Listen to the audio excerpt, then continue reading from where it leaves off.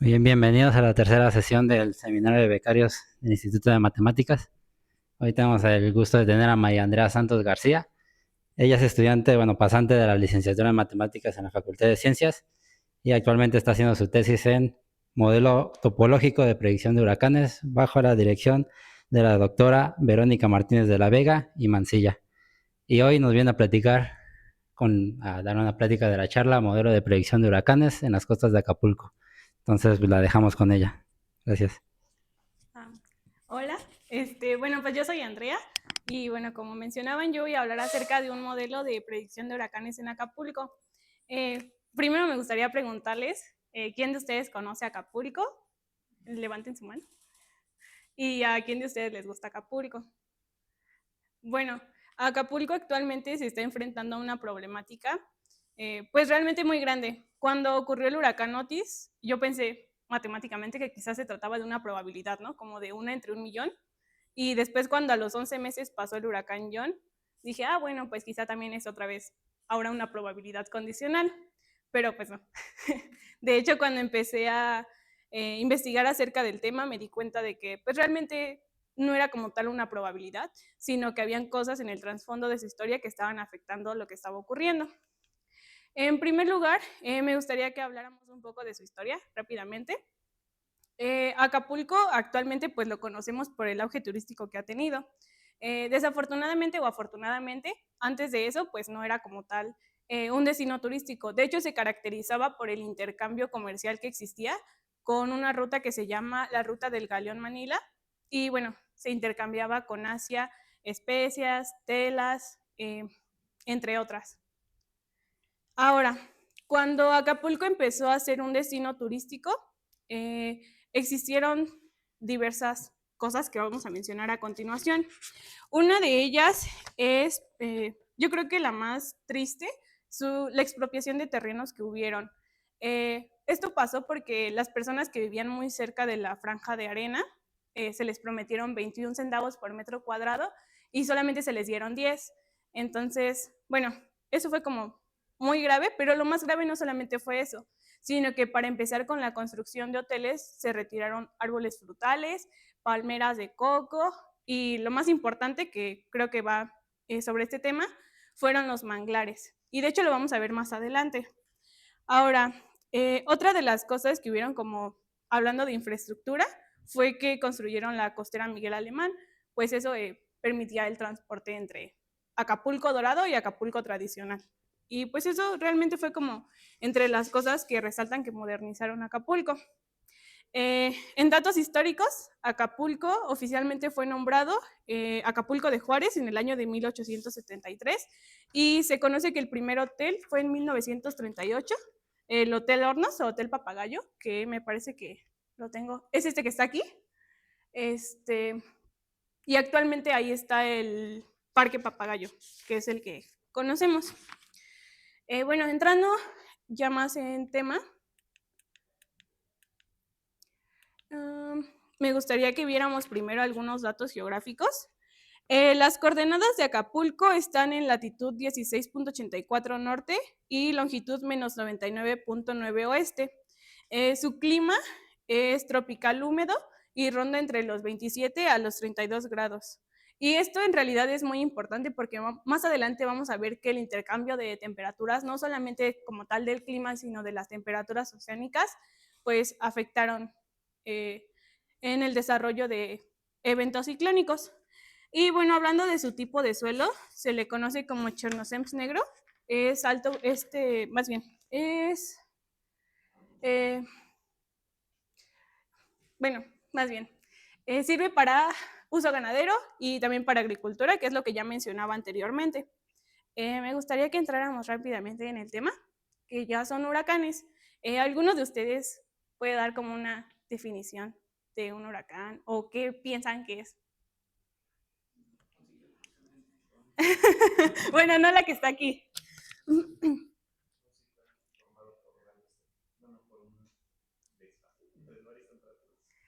Ajá. Sí, exactamente. De hecho, o sea, si pensamos como en una definición rápida, lo primero que se nos viene a la mente es pensar en lluvias, ¿no? Quizá por eso podríamos llegar a confundir el hecho de una depresión tropical y una tormenta tropical. Pero para catalogar los huracanes existe algo que todos conocemos, que es la escala Saffir-Simpson. De hecho, hablando un poco de su historia, en 1969, Herbert Saffir y Bob Simpson propusieron la conocida escala Saffir-Simpson. Con el paso de los años, esta ha ido evolucionando y actualmente solamente se toma en cuenta las velocidades del viento y ya. Ya no se toma en cuenta, por ejemplo, lo que mencionaba aquí, las marejadas y las inundaciones. Ahora, ¿ustedes piensan que un huracán solamente se mide, por ejemplo, categoría 1 a categoría 5? Es decir, ¿ustedes piensan que quizá un categoría 1 no es tan destructivo que un categoría 5? Ajá, o sea, si yo les digo, piensen en un huracán categoría 1 y en uno categoría 5, ¿cuál piensan que es más destructivo? El categoría 5. Pues sí, o sea, realmente hablando de vientos, podríamos pensar en que es más destructivo. Desafortunadamente, pues no siempre es así. O sea, podríamos ver un huracán categoría 1 igual de destructivo por las lluvias que provoca y las inundaciones. Y principalmente en Acapulco lo vamos a ver por una razón importante. Y esta es porque Acapulco estratégicamente está en una zona muy vulnerable. Es decir, siempre tiende a haber desbordes de ríos o de ciertos cuerpos de agua. Ahora, antes de empezar a ver ya la parte del modelo, quisiera que habláramos de cosas importantes, y es de 4 fenómenos meteorológicos que han impactado gravemente a Acapulco. El primero es el huracán Paulina. Voy a leer los datos y me gustaría que pusieran mucho ojo en estos. El primero es el huracán Paulina, catalogado como una categoría 4, se desarrolló entre el 8 y 9 de octubre de 1997, con vientos sostenidos de 210 kilómetros por hora, y los datos aproximados fueron de 230 a 400 defunciones. Después tenemos el huracán Manuel. Este huracán fue categoría 1 y aún fue igual de destructivo, y esto ocurrió por un fenómeno del que no vamos a hablar y que realmente no ocurrió, pero que sí es importante al hablar de estos fenómenos. Este se llama el fenómeno Fujiwara. No sé si alguno de ustedes ha escuchado hablar de él, ¿no? Bueno, este fenómeno se da cuando se juntan 2 o más ciclones al mismo tiempo. De hecho, en los modelos que vamos a estudiar, hay que poner mucho ojo porque uno de ellos está revolucionando la tecnología de los huracanes, porque ya podemos visualizarlos al mismo tiempo. No ocurrió con este huracán, pero este huracán sí se fortaleció porque al mismo tiempo en el Atlántico se estaba desarrollando el huracán Ingrid. Y bueno, nos interesa, aunque no tanto porque no vamos a ver las condiciones que permitieron esta evolución, pero sí es importante mencionarlo. Después tenemos, bueno, antes de eso, me gustaría que viéramos que este huracán tenía vientos de 120 kilómetros por hora y registró 71 defunciones. Después tenemos el huracán Otis en el año de 2023. Aquí dice 24 de octubre, de hecho se empezó a desarrollar desde el 22 de octubre de ese año, y más tarde vamos a ver los datos para que pensemos en qué fue lo que ocurrió, pero en particular me gustaría que viéramos la cifra de defunciones. Se mencionan 52 defunciones. Y el último que tenemos es el huracán John en 2024, en septiembre, fue categoría 3 y registró 23 defunciones y más de 270,000 afectaciones a vivienda. ¿Qué es lo primero que resaltan de ver estos 4 fenómenos? ¿Qué es algo como que no les cuadra al ver las cifras? Como que ven extraño, no sé. ¿No? Bueno, pues en realidad lo más extraño de esto, y que después voy a dar respuesta, es el número de defunciones. Paulina registró 230 a 400 y es imposible que el huracán Otis solamente haya registrado 52 fallecimientos, ¿no les parece? Bueno, pues mientras yo desarrollé este proyecto me encontré con muchas cosas extrañas que vamos a ver a continuación, entre ellas el número de muertes.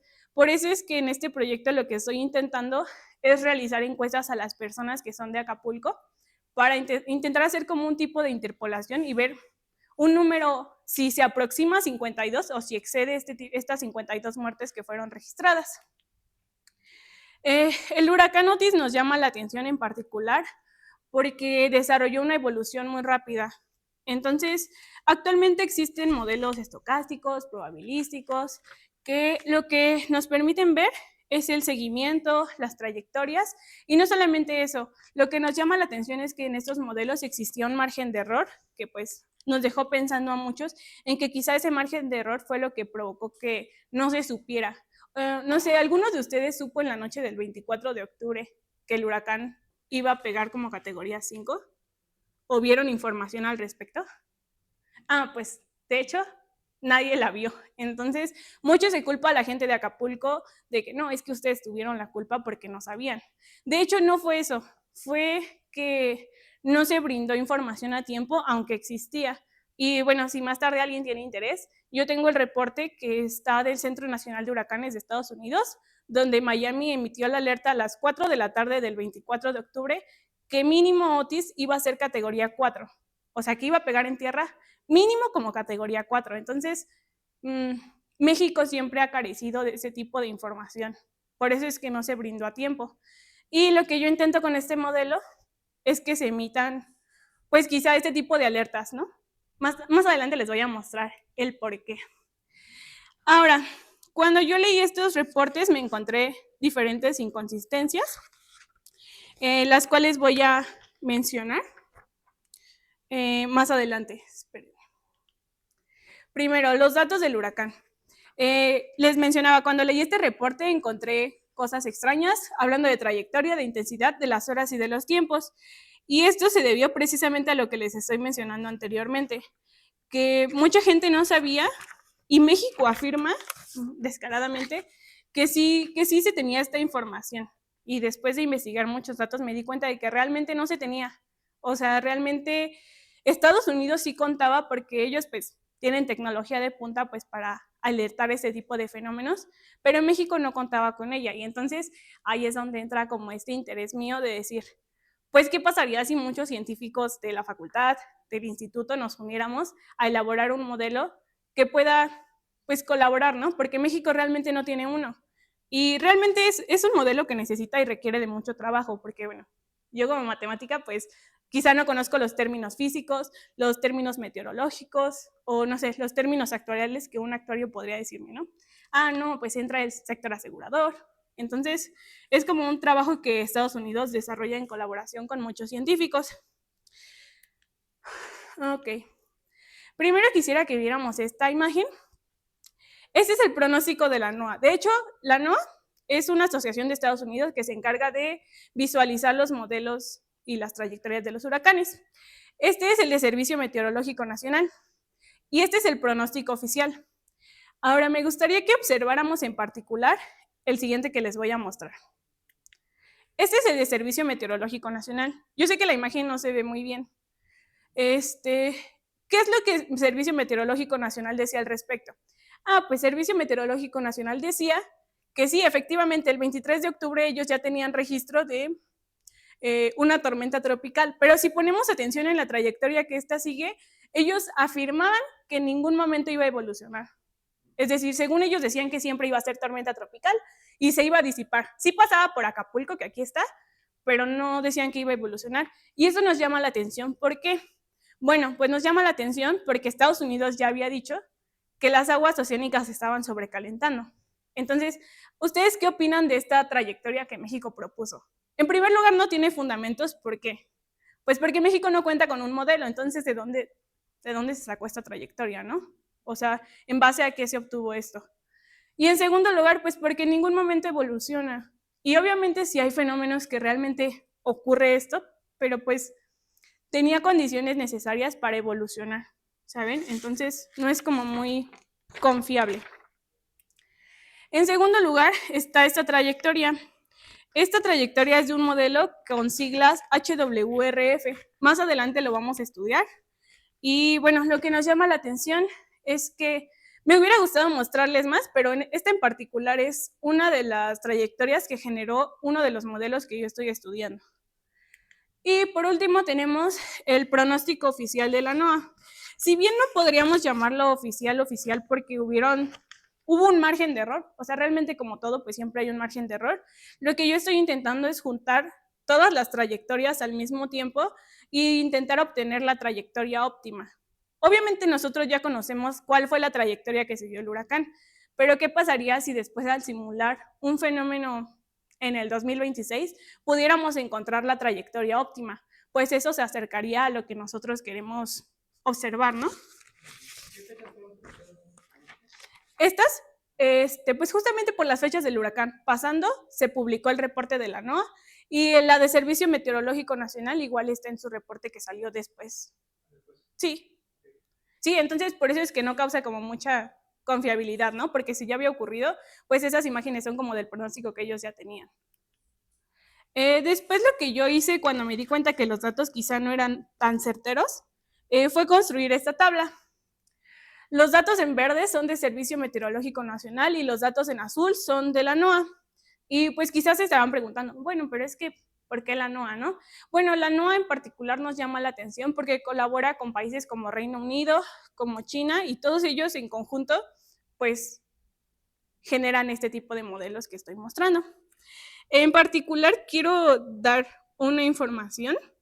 De hecho, es algo que yo estuve viendo con la doctora en el momento en el que estaba desarrollando mi tesis, y es que pasaron cosas muy extrañas. Si nosotros ponemos en particular atención el 24 de octubre a las 6 de la tarde, que es la que está aquí, ay, no. No. Esta que está aquí, pues hasta aquí parece ser todo como muy bueno, pero bajando, ahora, dijimos que estas son las de Servicio Meteorológico Nacional. Cuando yo estaba investigando al respecto al tema, aquí estamos parados a las 9 de la noche.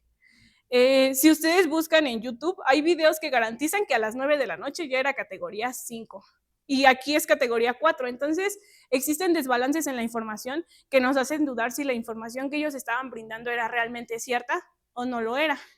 Ahora, otra cosa que yo encontré es que, de acuerdo con Servicio Meteorológico Nacional, tocó tierra en Acapulco el 25 a las 0 horas con 30 minutos y de acuerdo con la NOAA, el 25 a las 6:45 de la mañana. Estos desbalances, pues quizás pueden ser por cuestiones del tiempo, de las boyas que ellos toman en cuenta, pero en particular, quizá no tanto poner atención en estas horas, porque realmente lo que podemos hacer ya no es mucho, es algo que ya ocurrió, pero lo que sí me interesa resaltar es que ellos afirman que ya se había brindado información al respecto del huracán, cuando todos sabemos que en realidad no fue así.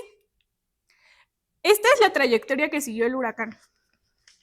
Esta la vamos a estudiar más adelante. Me gustaría que la observaran. La parte en morado que se ve aquí es cuando el huracán ya es categoría 5. Y el resto de los colores pues son pertenecientes a diferentes categorías del huracán. Ahora, como les mencioné al principio, este tipo de fenómenos no solo dependen quizá de una probabilidad, de hecho dependen más que de eso, de algo importante que les mencioné al principio. Este mapa, las zonas que vemos en rojo, es el manglar que se encuentra en el estado de Guerrero. De hecho, aquí tenemos Acapulco, en esta parte de aquí. Pero bueno, aún lo que es Barra de Coyuca y la Laguna de Tres Palos es como perteneciente a esto. Y si observamos esta imagen con detenimiento, pues realmente en Acapulco no hay como mucho manglar. Y pues quizás dirían, bueno, pero eso pues realmente no hubiera ayudado en mucho.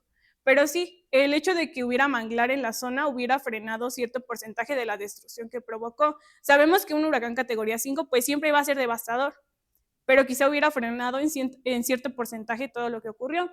Y lo que nos llama la atención más que este mapa es que cuando yo empecé a investigar, existen 0 manglares protegidos en Guerrero. O sea, no están protegidos. Y entonces después la gente se queja de que los cocodrilos se salieron de la laguna porque se salieron. Pues cómo no se iban a salir si les quitaron todos sus manglares. Ustedes no se saldrían de su casa si les quitan su casa. Pues sí, ¿no?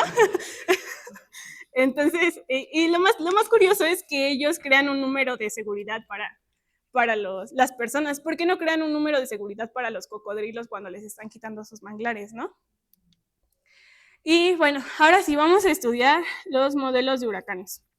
Como les mencioné, existen diversos tipos, los modelos estocásticos, los modelos numéricos, los modelos probabilísticos. Hablando un poco de términos históricos, en 1960, Yoshio Kurihara desarrolló el primer modelo en el Laboratorio de Dinámica de Fluidos Geofísicos. Y bueno, posteriormente se fueron desarrollando más modelos y de hecho se convirtieron en modelos tridimensionales, en modelos estocásticos. De hecho, el primer modelo estocástico fue en 1970 y aunque actualmente existen muchos, yo voy a estudiar dos en particular. El Global Forest System, sistema de pronóstico global, y el Hurricane Weather Research Forecast, pronóstico de investigación meteorológica de huracanes. Estos dos me interesan, en particular este que está aquí, porque en 2018 fue declarado uno como con menor error y además de mejor aceptación por pues sí, por este tipo de fenómenos meteorológicos. Tuvo un buen índice de confianza. Primero vamos a estudiar este, que es el Global Forest System. Este se caracteriza por sus 4 variables: radiación, capa límite, arrastre de ondas de gravedad, convección superficial y un modelo superficial que se llama NOE. Voy a describir cada una de las variables. En realidad son bastante complejas, más complejas de lo que se ven, pero voy a describirlo como de la forma más fácil posible. La radiación se describe mediante la ecuación de transferencia radiativa y es lo que actúa, pues sí, es cómo se propagan la radiación. Ahora, para simular las nubes de agua y de hielo se utiliza el método de Huye-Stamnes. Y bueno, la nube de hielo juega un papel importante al momento de hablar de huracanes, porque cuando existe el intercambio térmico entre las aguas oceánicas y la nube de hielo, pues si está muy fría y muy cálida el agua, pues se va a fortalecer el huracán. Ahora, existen aerosoles, una de las que conocemos, se llaman así porque nos permiten modelar diversas cosas. En particular, voy a hablar del aerosol troposférico climático y nos permite parametrizar y observar cómo se da el reflejo y la absorción de la radiación solar. Y además, este tipo de aerosoles son importantes porque nos permiten simular diversas cosas. Por ejemplo, un aerosol volcánico nos permite simular el comportamiento volcánico en ciertas zonas. Y otra cosa importante al momento de hablar de la radiación de este modelo es una parametrización que se llama la parametrización de albedo. Y esto lo que nos sirve es para simular, por ejemplo, la vegetación, diversas cosas que vamos a ver más adelante. Algo así como las propiedades batimétricas. Entonces, esta parametrización es importante por eso. Ahora, la capa límite. Esta capa es con la siguiente ecuación. De hecho, no estoy mostrando todas las ecuaciones, pero si alguien las quiere, después se las puedo mostrar. Solamente es la masa entre el tiempo. Y para lo que nos sirve es para modelar la capa límite planetaria. Y es que hay algo que me faltó decirles. Existen 5 condiciones iniciales para el desarrollo de huracanes. La primera de ellas es el calentamiento de las aguas oceánicas. Cuando las aguas superan los 26 grados centígrados, el desarrollo ciclónico pues es como potencialmente fuerte. Es como una de las condiciones clave. Otra de ellas es la fuerza de Coriolis. ¿Alguno de ustedes sabe qué es esta fuerza? Bueno, miren, les explico. La NASA sacó un mapa donde nos dice que a cierta distancia del Ecuador, ciertas zonas son más propensas al desarrollo de huracanes. Me parece que más o menos 5 grados el desarrollo de ciclones es nulo. Y de hecho esto se da por la rotación terrestre. Entonces Acapulco está en una zona que es muy propensa a desarrollar este tipo de ciclones por su ubicación geográfica. Existe otra condición que se llama cizalladura del viento, ya sea vertical o horizontal. Se calcula mediante un gradiente y lo que hace esta es fortalecer los vientos. No simula, es la condición que permite el fortalecimiento de los vientos. Y bueno, más tarde hablaré de las que siguen. Después, la siguiente condición de este modelo se llama arrastre de ondas de gravedad y bloqueo de montañas. No sé si alguna vez han visto Acapulco desde un mapa. Pensémoslo como una herradura. Hagan de cuenta que es como una herradura así. Bueno, y si se han dado cuenta, Acapulco es como muy montañoso. Entonces, pensando en esta herradura que es Acapulco y en estas montañas, pensemos ahora en el viento que llega e impacta. Bueno, pues esta condición es lo que simula esta entrada de viento. Primero me gustaría que pensáramos en una onda de gravedad. Esta onda se refiere al desplazamiento del aire en las montañas, que es lo que mencionaba anteriormente. Y bueno, esta condición además lo que hace es modelar la cizalladura del viento, que es lo que les decía, qué tan fuerte llegan los vientos a esta zona. Ok. Ahora, la convección superficial y profunda. Para esto se hace uso de una parametrización de flujo másico. Voy a leer esta parte porque sí es como importante que quede bien claro. Se define como la cantidad de masa que se mueve verticalmente en la atmósfera y su importancia refiere a la formación de tormentas, el transporte de humedad y calor en la afectación que involucra los patrones del viento.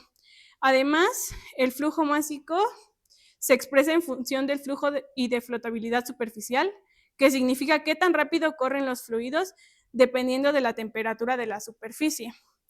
Esto realmente nos importa porque, pues, esta es una de las condiciones iniciales que les estaba mencionando, que es la fuerza de Coriolis que menciono más aquí abajo. Ahora, este modelo en particular con el otro usa una parametrización que se llama de Arakawa-Schubert. Más adelante lo voy a explicar, pero nos sirve porque nos va a permitir tener una mejor resolución hablando en términos computacionales. Y por último, el modelo superficial no es otra de las propiedades que tiene este modelo.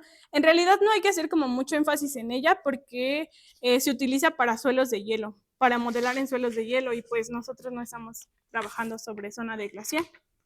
El siguiente modelo es el HWRF, que es el pronóstico de investigación meteorológica de huracanes.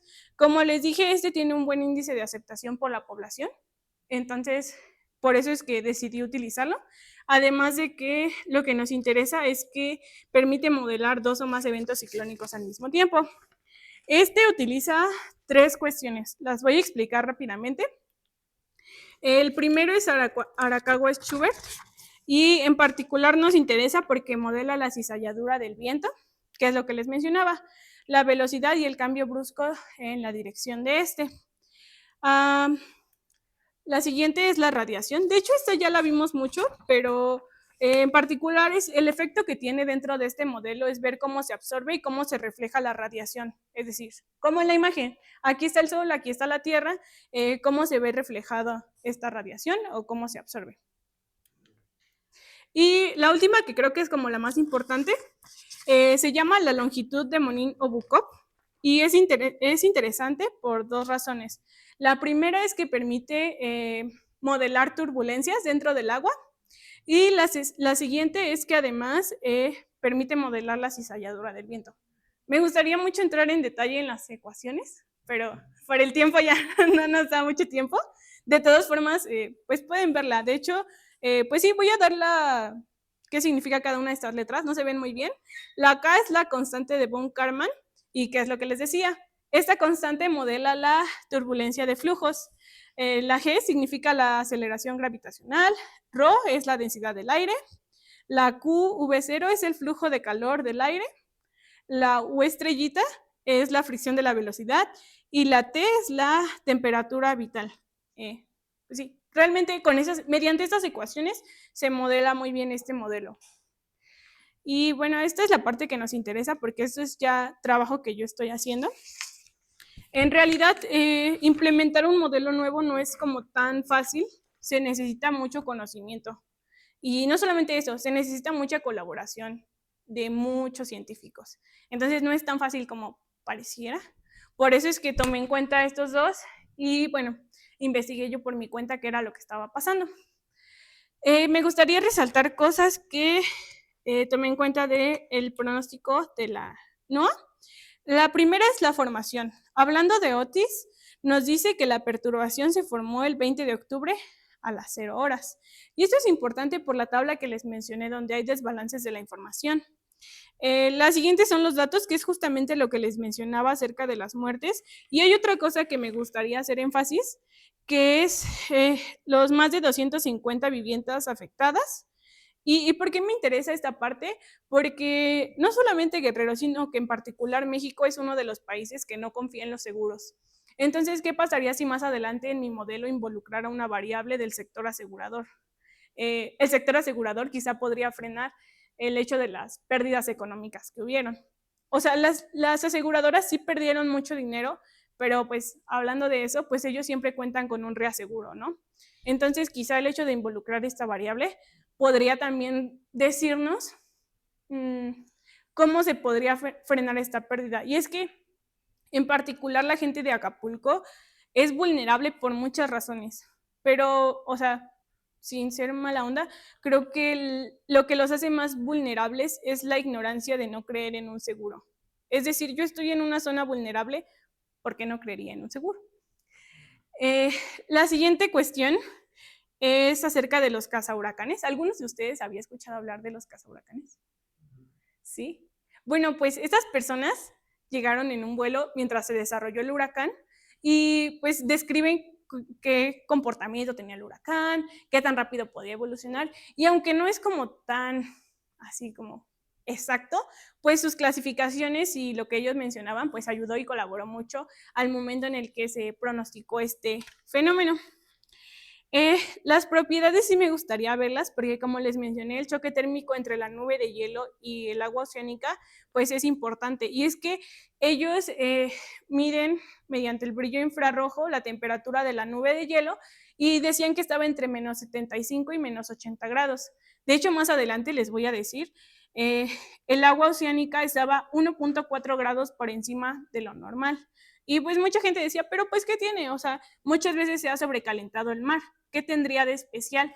Pues realmente tiene mucho de especial. ¿Por qué? Pues porque estábamos en octubre, en otoño, donde no es como tan propenso a ver este tipo de condiciones. O sea, mucha gente dice, se está calentando el mar en mayo, pero pues todos sabíamos que eso iba a pasar en mayo, porque es una de las épocas más cálidas.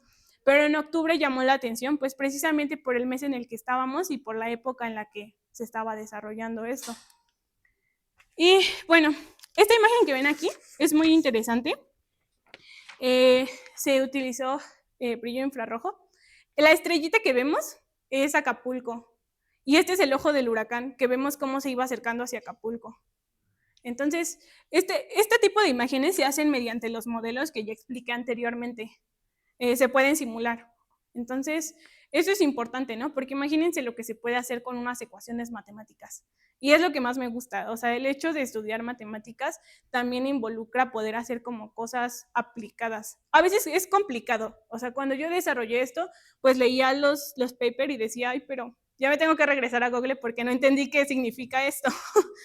Pero, o sea, como matemáticos creo que tenemos muchas herramientas para desarrollar este tipo de modelos. O sea, es complicado en el momento de decir, ay, pero pues es que es como un gran reto, ¿no? Es como si desarrollaran quizá un modelo empleado para medicina. Pues no conocemos muchos términos, pero pues lo que sí conocemos pues son las ecuaciones y bueno, todo este tipo de cosas matemáticas.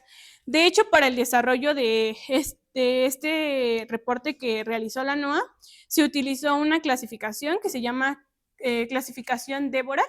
De hecho, lo pueden buscar y es mediante una tabla. Realmente es como algo muy sencillo.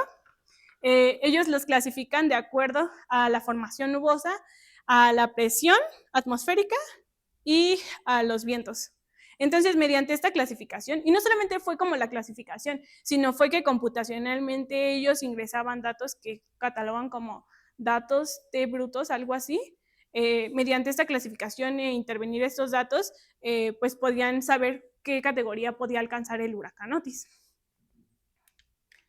Y bueno, esta imagen la muestra la NOAA y me llama mucho la atención por algo. Este es el huracán, este es Acapulco antes del huracán y este es Acapulco después del huracán. Y la gente mencionaba mucho el hecho de que se había perdido mucha vegetación. Y pues sí, pero entonces, ¿dónde queda el hecho de que, vean esta mancha de la población? Todo esto antes era árboles, manglar.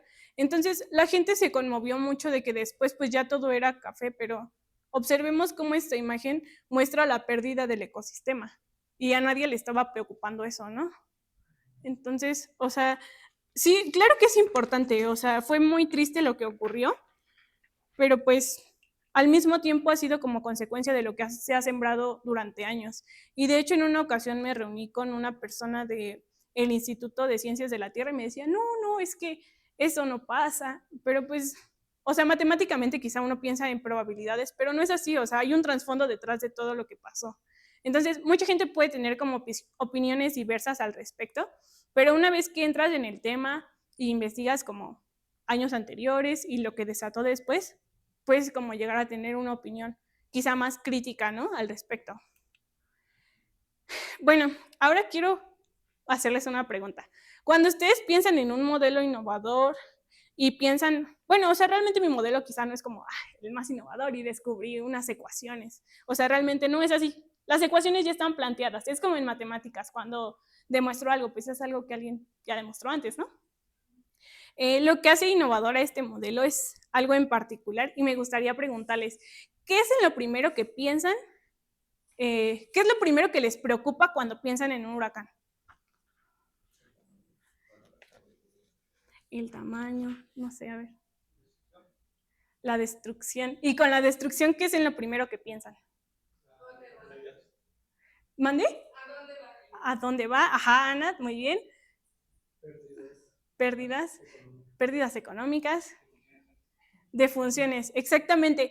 Lo que más nos interesa al momento de pensar en un huracán es la destrucción. Y claro que nos interesa el hecho de que se va a destruir la casa de miles de personas, pero lo que más nos interesa pues son las personas. Porque ¿de qué nos serviría que hubiera casa si no hay personas?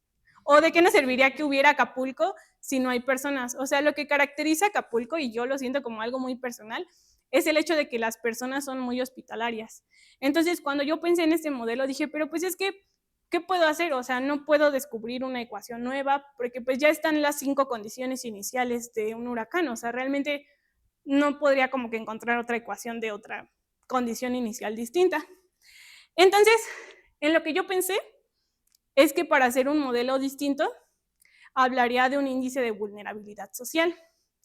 Este índice es muy importante porque, bueno, en primer lugar porque Guerrero es una zona muy vulnerable. En realidad todos somos muy vulnerables al momento de hablar de un desastre natural, pero Acapulco en particular es muy vulnerable por muchas razones.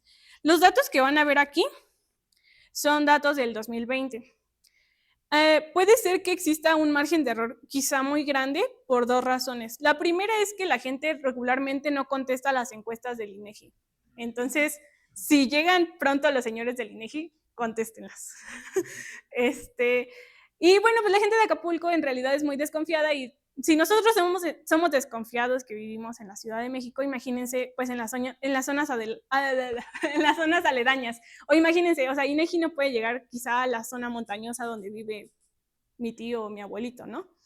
Entonces, ese es el principal problema de este índice. El segundo problema es que no encontré una forma de prorratear la información, es decir, como de encontrar algo más exacto que se ajustara a las cifras reales.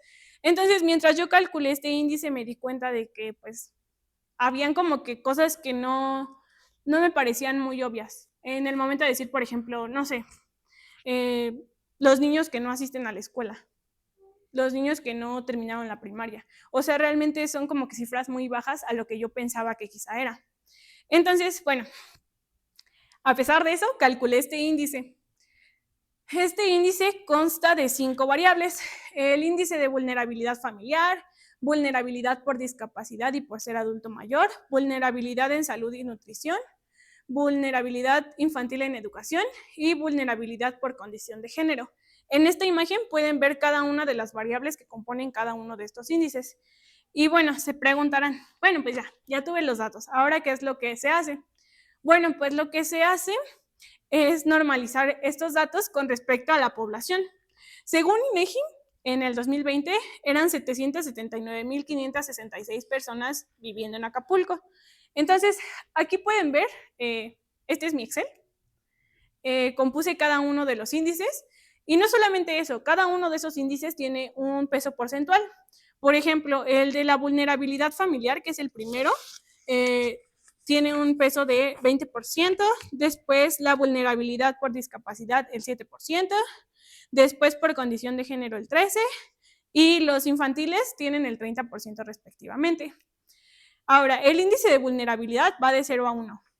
Y eso pues sí es importante, ¿no? Porque nos puede medir una escala. Y entonces yo pensé que quizás el índice de vulnerabilidad de Acapulco estaba cerca del 1, no que estuviera tan cerca del 0. Eso me llamó mucho la atención porque pues parece ser muy bajo, ¿no creen?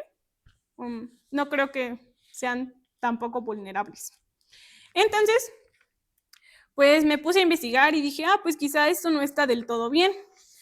Pero ahora, los datos que mostré anteriormente solamente son de Acapulco, no son de todo Guerrero. Son de Acapulco, están filtrados a que sean solamente Acapulco. De hecho, todos ustedes los pueden consultar en INAGI y pues van a obtener eso. Lo que hice fue considerar el índice de vulnerabilidad social del 2017, que está hecho por el estado de Jalisco, me parece. Y vamos a poner en particular atención en Guerrero. Según tiene una vulnerabilidad del 0.04. No creo. La verdad no creo, ¿no? Pero según son datos que ellos obtuvieron, se supone que la suma de todos estos debería de dar 1. Ahora, entonces quizá el error era mío porque pues lo hice sobre un municipio, ¿no? Entonces quizá la suma de todos los municipios de Guerrero nos debería dar como un 32avo, ¿no? Y pues al sumarlo con todos los estados, pues nos debería de dar 1. Aún así yo considero que es bastante bajo. O sea, según está más vulnerable Guanajuato. Bueno, quizás sí, ¿no? Pero aún así creo que está bastante bajo. Y entonces en lo que me puse a pensar es que quizá algo estaba haciendo mal. Y no. De hecho, lo que ellos hacen es calificar la vulnerabilidad de acuerdo a la zona que viven. Por ejemplo, la zona en verde, que es la que vemos aquí, tiene una vulnerabilidad muy baja. Pero pues eso es evidente, ¿no? Porque estamos tomando toda la costera Miguel Alemán donde no vive nadie de Acapulco. O sea, donde solamente van los turistas. O sea, realmente pues yo como turista pues no vivo ahí, ¿no? Entonces no tengo que carecer quizá el sector salud, no sé, cosas de vivienda, ¿no? Y bueno, obviamente la más alta es esta parte de aquí que me sorprende que sea tan poca. O sea, yo estaba segura de que iba a ser toda la zona montañosa. Y pues este índice particularmente se compone pues de 4 factores. La zona que es muy bajamente vulnerable, la zona que tiene un bajo índice de vulnerabilidad, medio y alto. Desafortunadamente pues no es como que yo pueda encuestar a todas las personas de Acapulco para decirles, pues los que viven en la Renacimiento son más vulnerables. O sea, eso todo el mundo lo sabe, pero pues no tengo como pues sí, ¿no? Como pues todo el tiempo del mundo para ir y encuestar todas las puertas de Acapulco. Entonces lo que yo hice fue considerar ese índice como total. Es decir, todo el territorio de Acapulco tomé que tuvieran ese índice de vulnerabilidad. Y seguramente se están preguntando, bueno, pues ahora que tienes tu índice, pues ¿qué vas a hacer con él, no? O sea, solamente es una cifra. Y de hecho yo no sabía cómo mezclar este índice de vulnerabilidad con el modelo que voy a tomar en cuenta. Entonces, lo primero que pensé es, bueno, pues ya sé que son vulnerables, pero ¿cómo lo modelo o cómo creo una simulación? Pues esto va de la siguiente manera. Los modelos que mostré hace rato nos generan trayectoria y nos generan intensidad del huracán. Entonces, ¿qué pasa? Bueno, yo lo estoy haciendo para Acapulco, pero ¿qué pasaría si lo hiciéramos para todo México? Pues podríamos ver que, no sé, el huracán Irving se está acercando a Oaxaca. Entonces, podríamos emitir una alerta al calcular este índice de vulnerabilidad y poner focos rojos en las zonas que son altamente vulnerables. Es decir, pues si veo que un huracán se está acercando a una zona que es altamente vulnerable o que las probabilidades me dicen que va a pasar muy cerca o muy lejos, pues ¿qué hago? Pues evacúo a la población. Porque la justificación de cuando ocurrió Otis es que pues nadie sabía.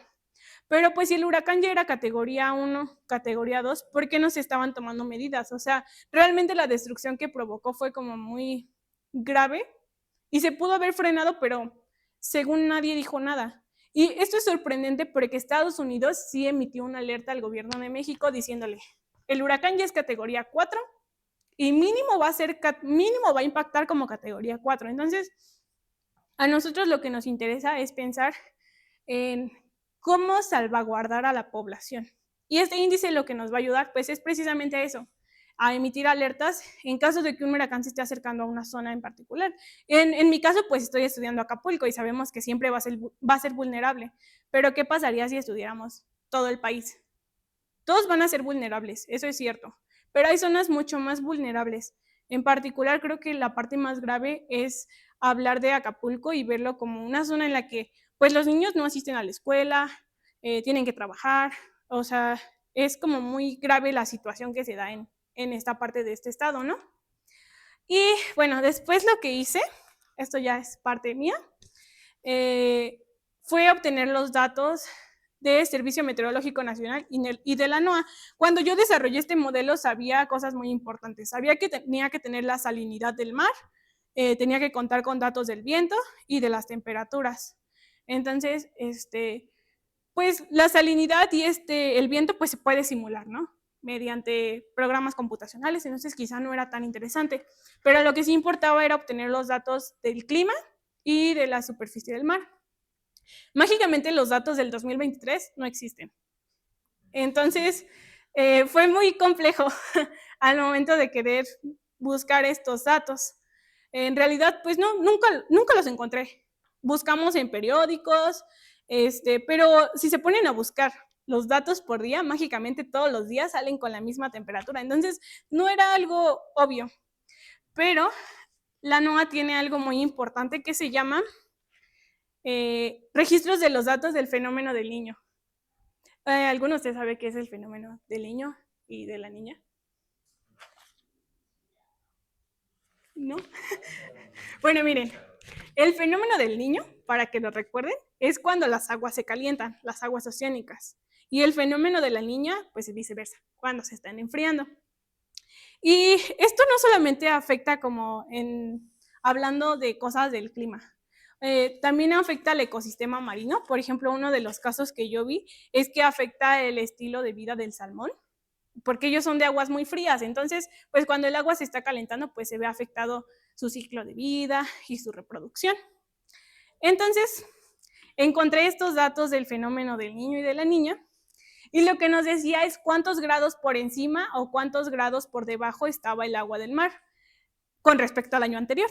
Entonces, pues yo no tenía los datos del 2023, pero sí tenía los del 2022. Y quizá eso no es como tan exacto, o sea, hablando de decir, no, pues sí, es justamente este dato. Pero pues lo que sí sabía es que quizás si le sumaba los grados arriba que estaba con respecto al año anterior, podía obtener un dato más o menos cercano al de ese año. Y entonces realmente fue lo que hice. Debe tener un margen de error, obviamente, porque pues no sabemos con exactitud bien la temperatura de ese año, pero pues fue como la única forma que encontré de obtener estos datos. Y entonces creé un programa que nos generó un menú. Este menú nos da 4 opciones: temperaturas mínimas, temperaturas máximas, temperaturas promedio y temperaturas oceánicas. Y al final nos genera o sea, lo podemos visualizar por mes o por año, desde el 1997. En el caso de las temperaturas mínimas, máximas y promedio, solamente hasta el 2022, porque el Servicio Meteorológico Nacional, según, no ha actualizado nada de sus datos, entonces ya no se cuenta. Del 2023 hasta ahorita no hay datos. Y de la NOAA lo tengo hasta, me parece que marzo de este año. Cada que concluye un mes, ellos actualizan sus datos. Entonces, al final, con eso nos genera una serie de datos. Una serie de tiempo, que es la que vemos aquí. ¿Cómo obtuve esta serie de tiempo? Por ejemplo, esta es la del tiempo mensual del 97 al 2021. Entonces, seguramente esta es con datos de Servicio Meteorológico Nacional. Lo que hice fue restar, por ejemplo, como está del 97 al 21, restar un año con respecto al anterior para ver las diferencias de temperaturas que habían, fueran positivas o negativas, y saqué el promedio de ellas. Por eso es que tengo el promedio de cada uno de los meses. Y pues estarán preguntando, bueno, pero eso pues ¿para qué nos sirve? Pues nos sirve para visualizar qué tan arriba o qué tan abajo se vio el cambio de la temperatura oceánica. Y también de la temperatura, o sea, hablando en cuestiones del clima y así. Pero esas realmente no nos interesan porque a esas alturas, yo creo que con lo que les dije ya no confiamos mucho en lo que Servicio Meteorológico Nacional nos dijo, ¿no? Y entonces, este está con datos de la NOAA. Y estas son las temperaturas de octubre. ¿Por qué nos interesan? Pues porque en octubre fue cuando se desarrolló el huracán Otis. De hecho, como les dije, está perdido. Este es 2022.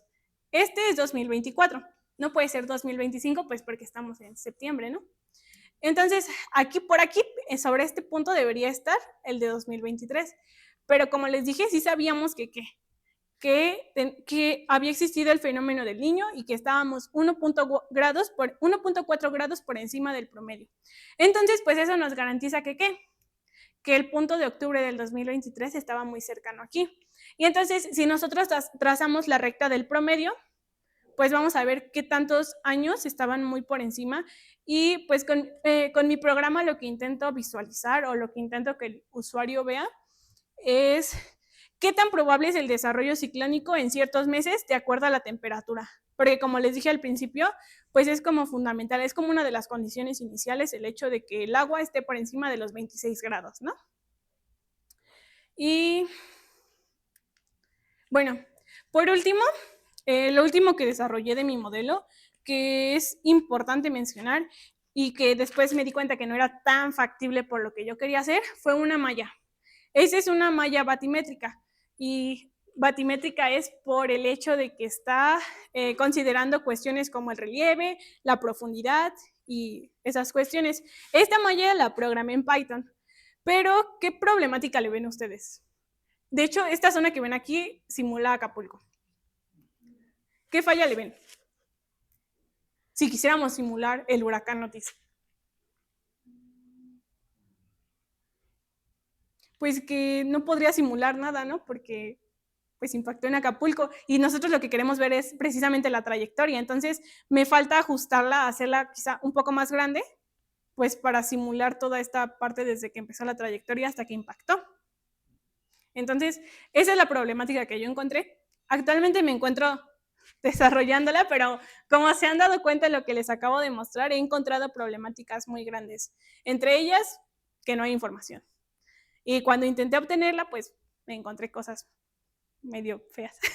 Entonces, pues eso es lo que estoy haciendo prácticamente en mi tesis. Es como algo, más que nada es un proyecto muy personal, ¿saben? No sé si a ustedes alguna vez les ha gustado mucho un lugar o algo y han querido como hacer algo al respecto, pero pues no es tan fácil, ¿saben? Pero pues yo intento con esto fomentarle a los que están aquí que como matemáticos o como físicos o así, podemos hacer cosas muy aplicadas. Sí, sí es difícil, o sea, realmente es muy complicado el hecho de tener que investigar conceptos que, pues, no, que no conoce uno, ¿no? Pero, o sea, es increíble lo que se puede hacer con ecuaciones matemáticas. O sea, yo jamás pensé que se pudiera hacer eso, realmente. O sea, yo pensé que la gente que hacía esto eran todos menos matemáticos, ¿no? Y pues les digo, este es un proyecto muy personal. La verdad me gusta mucho y espero que les haya gustado a ustedes. Gracias a los que vinieron.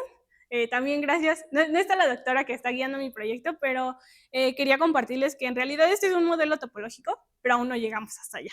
Entonces, por eso es que no hablé cosas de topologías, porque pues, en primer lugar, a mí me gustan más las aplicaciones, pero pues ella está guiando toda esa parte topológica y quiero agradecerle a ella y pues a todos ustedes. Ya.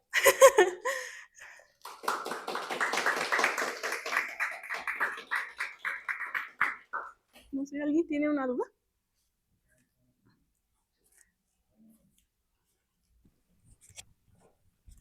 Hola, antes que nada te quería felicitar porque se me hace un proyecto muy padre y sí, la verdad está muy bien todo lo que estás haciendo. Tenía duda, primero que nada, esos modelos, ¿qué tan adaptables son al cambio climático? Por ejemplo, mencionabas que habían unas constantes en juego, ¿no? Sí. No sé si esas constantes deben que ser actualizadas porque ya el mundo cambió mucho en 70 años. Y la otra es de que mencionabas que andas recopilando información por medio de entrevistas, ¿no? No sé cuántas personas andas trabajando, si no vas a hacer eso tú o si aceptas voluntarios o algo así.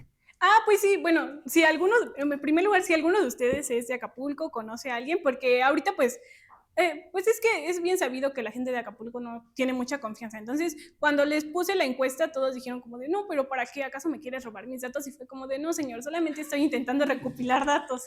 Entonces, estoy abierta a que ustedes me colaboren. De hecho, si alguno está interesado, yo les puedo mandar el documento de Google donde están las preguntas. Y de hecho son preguntas muy cerradas, o sea, no les estoy preguntando como, dame tu CURP o algo así, ¿saben? Entonces, sí.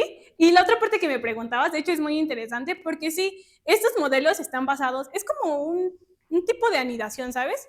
Están basados en modelos que ya miden las anomalías del mar.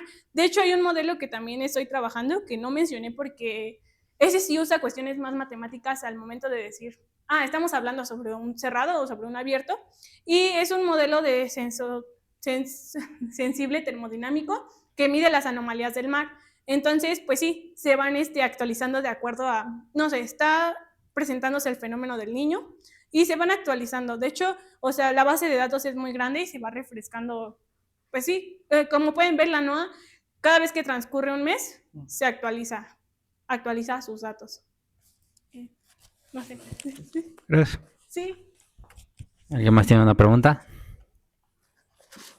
¿seguros?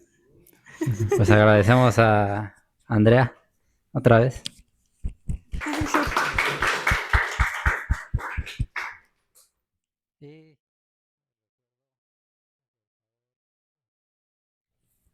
Ahí está el QR para que nos sigan en la página de Facebook. Necesitamos 100 seguidores para poder transmitir en vivo y ya para que el que no quiera venir o no pueda verlo desde su casa. Y acá hay otro QR para retroalimentación del seminario por si alguien tiene alguna sugerencia o lo que sea, de que ponga más galletas o yo qué sé. Pues ahí nos dicen, no, ahí. Y bueno, gracias, Andrea. Eso es todo. Y allá pueden ya.